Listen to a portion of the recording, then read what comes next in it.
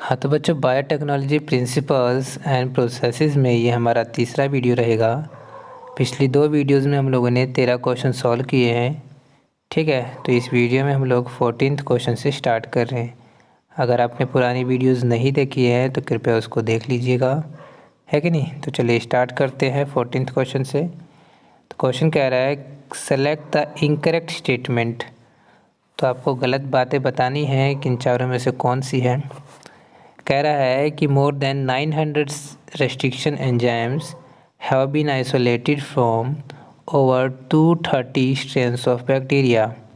अब मान लीजिए फैक्ट आपको याद नहीं है तो एक बार इसको होल्ड पे कर लेते हैं, क्या पता बाकी ऑप्शंस आपको ज़्यादा क्लियरिटी दें। बी ऑप्शन देखिए क्या कह रहा है, in the year 1963 the two enzymes responsible for restricting the growth of bacteriophage in Escherichia coli were isolated. अब देखिए, मान लीजिए कि ये वाली बात गलत लिखी होगी तो आप फंस सकते हैं, तो इसके बारे में भी आपको नहीं पता। हाँ, बाकी जो बातें बोली गई हैं वो पॉसिबल है, ठीक है ना। एंजाइम्स को क्या कह रहा हूँ, आइसोलेट किया गया होगा जो कि बैक्टीरियोफेज की ग्रोथ को रोकती होगी। आ रही है बात समझ में। तो बी ऑप्शन के बारे में भी हम लोग काफ़ी क्लैरिटी से बात नहीं कर पा रहे हैं, तो हम इसको भी होल्ड पे रखते हैं, ठीक है ना। अब देखो, इसी तरीके से हम लोग ऑप्शंस को एलिमिनेट करते हैं। ठीक, आगे जो दिया गया है वो कह रहा है some key tools for recombinant DNA technology are restriction enzyme, polymerase enzyme, ligase, vectors and host root organism. तो बिल्कुल ये बात के लिए तो मैं बिल्कुल सही कह सकते हैं कि रिकॉम्बिनेंट डीएनए टेक्नोलॉजी में इन टूल्स का यूज़ किया जाता है। Restriction enzyme, polymerase enzyme, ligase, vectors and host cell organism, ठीक है, होस्ट रूट ऑर्गेनिजम्स, ठीक है ना। तो सी ऑप्शन आपका स्टेटमेंट वाइज बिल्कुल सही है, तो आपका ये ऑप्शन तो होगा नहीं। पिछली दो ऑप्शंस के बारे में हम लोग कुछ बोल नहीं पा रहे हैं, क्या पता डी ऑप्शन आपका ज़्यादा क्लैरिटी दे, है कि नहीं। तो डी ऑप्शन को देखिए क्या कह रहा है कि ई कोर 1, आपको पता है इसको ई कोराई बोल देते हैं ना। तो EcoRI cut the DNA between bases A and T only when the sequence GAATTC is present in the DNA. अब देखिए, हमें पता है कि ई कोराई एक रेस्ट्रिक्शन एंजाइम है जो कि 6 न्यूक्लियोटाइड को रिकॉग्नाइज करता है, जिसमें कौन कौन होता है, जी मतलब guanine, adenine, adenine, thymine and cytosine. मतलब ये 6 बेस पेयर्स होंगे यहाँ पर। जैसे कि यहाँ पर जी है तो यहाँ क्या होना चाहिए, सी, यहाँ टी ए और जी। तो इस तरीके से यहाँ पर इसका कॉम्प्लीमेंट्री स्टैंड अगर बनाने की कोशिश करें तो ऐसे बना सकते हैं, है कि नहीं। तो ये रेस्ट्रिक्शन एंजाइम इन्हीं न्यूक्लियोटाइड के पेयर्स को रिकॉग्नाइज करता है या फिर बेस पेयर को रिकॉग्नाइज करता है और कट करता है। लेकिन ये जो कटिंग साइट है ना, वो जो इसने बताया है वो गलत है, क्योंकि इसका कटिंग साइट हम लोगों ने पहले ही बात कर लिया था, जी और ए के बीच में कट करता है, ना कि ए और टी के बीच में। ठीक है, तो ये जो स्टेटमेंट है बिल्कुल गलत है। हम लोग बिल्कुल कॉन्फिडेंट है इस बात को लेकर, ठीक है, क्योंकि ये वाली इन्फॉर्मेशन हमें याद थी, है ना। पिछली वीडियोज़ में हम लोगों ने इस बात को कवर किया है शायद, ठीक है। तो डी ऑप्शन आपका सही हो जाएगा। इसका मतलब पहले 3 ऑप्शन जो रहेंगे आपके सही हैं स्टेटमेंट वाइज, लेकिन हमें आंसर इनकरेक्ट स्टेटमेंट बताना था, तो डी ऑप्शन आपका यहाँ पर आंसर हो जाएगा इस क्वेश्चन के लिए। 15th क्वेश्चन देखिए, इन ई कोराई आर स्टैंड फॉर, तो आर स्टैंड फॉर स्ट्रेन, ठीक है। तो हमें पता है कि जब हम लोग रेस्ट्रिक्शन एंजाइम का नाम लिखते हैं तो क्या क्या लिखते हैं, है कि नहीं। तो पहला लेटर क्या बताता है, पहला लेटर आपको ये बताता है कि जीनस कौन सा है, ठीक है ना। फिर दूसरा आपको ये बताता है कि स्पीसीज़ कौन सा है, और तीसरा आपको ये बताता है, मतलब तीसरा नहीं, पहला लेटर कैपिटल लेटर में लिखा हुआ है ना। दूसरा लेटर जो कि 2 है वो आपका स्मॉल लेटर में लिखा है, जो कि आपको बताता है कि स्पीसीज़ कौन सा है।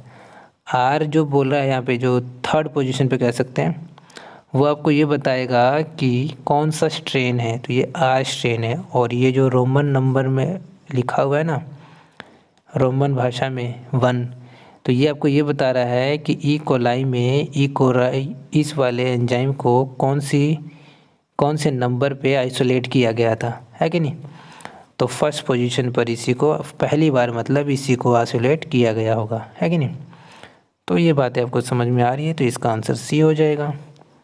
ठीक, अब इन ई कोराई CO स्टैंड फॉर, अभी तो बताया स्पीसीज के बारे में बताता है।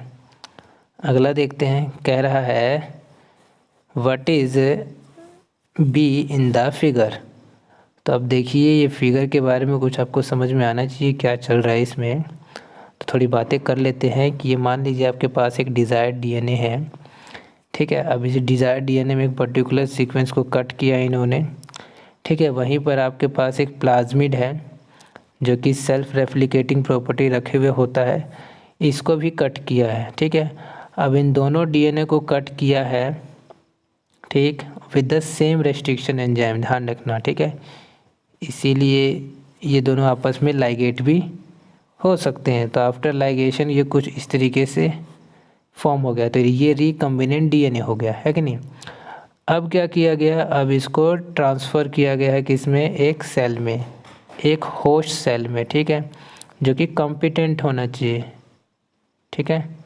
तो ई कोलाई में इसको इंसर्ट कर दिया गया है, ठीक है। अब इस प्रोसेस को ही शायद पूछ रहा था ना, क्या पूछा था इसने, पूछा था what is be in the figure.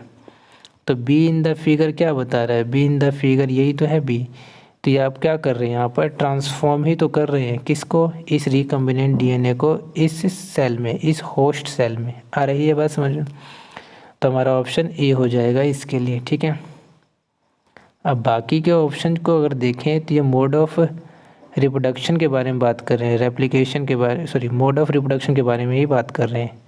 और ये वेक्टर DNA यहाँ पर ऐसा कुछ यहाँ पर है नहीं, ठीक है। बी ऐसा कुछ बता नहीं रहा है, ठीक है। तो बी यहाँ पर क्या शो कर रहा है, बी यहाँ पे शो कर रहा है ट्रांसफॉर्मेशन की बातें, ओके। अगला जो क्वेश्चन है वो क्या कह रहा है कि रेस्ट्रिक्शन एंजाइम ब्रेक्स, क्या ब्रेक्स करता है रेस्ट्रिक्शन एंजाइम। तो आपको समझ आना चाहिए, ऑप्शन सी आपका बेस्ट रहेगा, शुगर फॉस्फेट लिंकेज, ठीक है। अब देखिए restriction enzyme sugar phosphate linkage को ब्रेक करता है, ठीक है। ग्लाइकोसाइडिक लिंकेज को ब्रेक नहीं करता। ग्लाइकोसाइडिक लिंकेज तो दो कार्बोहाइड्रेट्स, या फिर मान लीजिए लैक्टोज का एग्जांपल लेता हूँ, तो लैक्टोज के बीच में, लैक्टोज में अगर देखा जाए तो एक मोनोसैकेराइड कौन सा होता है, गैलेक्टोज, एक होता है ग्लूकोज। तो उनके बीच में जो लिंकेज होता है उसे हम बोल सकते हैं ग्लाइकोसाइडिक लिंकेज, है ना। तो दो मोनोमर्स के बीच में जो कि कार्बोहाइड्रेट हैं उनके बीच में अगर आपका बॉन्ड होता है तो उसे बोलते हैं ग्लाइकोसाइडिक लिंकेज, ठीक है। ओ ग्लाइकोसाइडिक लिंकेज भी बोला जा सकता है। फिलहाल हमें पता है कि रेस्ट्रिक्शन एंजाइम DNA को कट कर रही है, और DNA को कट करने के लिए बैकबोन को उड़ाना पड़ेगा।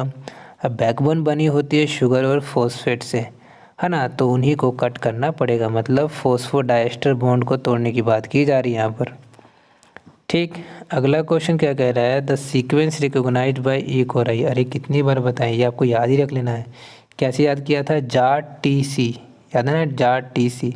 तो ये सीक्वेंस रिकॉग्नाइज करता है ये वाला एंजाइम, ठीक है, रेस्ट्रिक्शन एंजाइम ई कोराई। तो JART-TC देख लीजिए कहाँ पर है, तो पहला ही ऑप्शन आपको समझ में आ रहा होगा, ठीक है। अब देखिए इस ऑप्शंस को ध्यान से देखिए, पहला ये पहले स्टैंड का ये है, दूसरे स्टैंड का ये है, कॉम्प्लीमेंट्री। आ रही है बात समझ में, ठीक है। अब हम लोग करेंगे 20th क्वेश्चन। क्या कह रहा है, 20वां कह रहा है कि EcoRI cuts palindrome sequence which produces overhanging stretches call sticky ends on each stand. बिल्कुल सही कह रहा है, ये स्टिकी एंड प्रोड्यूस करता है, ठीक है ना। और ब्लंट एंड कौन प्रोड्यूस करता था, याद है, स्मावन और हिंद सेकंड, याद है। तो ये दोनों जो रेस्ट्रिक्शन एंजाइम है ये ब्लंट एंड प्रोड्यूस करते थे, ठीक है। लेकिन जो ई कोराई है वो क्या प्रोड्यूस करता है, वो आपका स्टिकी एंड्स प्रोड्यूस करता है, कोहेसिव एंड प्रोड्यूस करता है, ठीक। These are named sticky ends because, इनको स्टिकी एंड्स क्यों बोला जाता है, क्योंकि they can combine with any DNA, okay, hold करते हैं। अगला कह रहा है कि they form hydrogen bond with their complementary cut counterpart, बिल्कुल ठीक कह रहा है, ऐसा ही होता है। They facilitate the action of the enzyme DNA ligase. हाँ देखिए, स्टिकी एंड्स होने से जो लाइगेशन है वो बहुत ही आसानी से हो सकता है, तो इसीलिए हम लोग ऑप्शन डी के साथ जाएंगे, वो आपका बेस्ट ऑप्शन हो जाएगा। ठीक है, अब ये जैसे इसने बोला ना, दे can combine with any DNA, ऐसा नहीं होता है।